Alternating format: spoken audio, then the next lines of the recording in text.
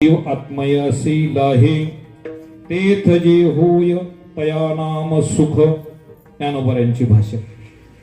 ज्ञानोबराय सांगतात जीव आणि आत्मा ऐक्य झालं की त्याचं नाव खरं सुख आहे. आपण पुढे चिंतनामध्ये पाहू.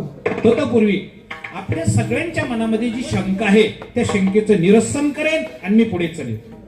आज तुकोबाराय सांगतात आम्ही असं सुख पाहिलंय की ज्याला अंत नाही. अंत म्हणजे शेवट नाही, ज्याला पार नाही, सीमा नाही आणि ज्याची मोजदाद करता येत नाही म्हणजे लेखा नाही. 3 शब्द. नाना, ज्या सुखाचा कधीच अंत होत नाही ते सुख तुकाराम महाराजांनी पाहिलं. सुखच पाहिलं हो, पण कोणचं सुख? ज्या सुखाचा कधीच अंत होत नाही ते सुख. ते सुख असतं का? ते सुख बघायला आपण आज या ठिकाणी उभारलेलो.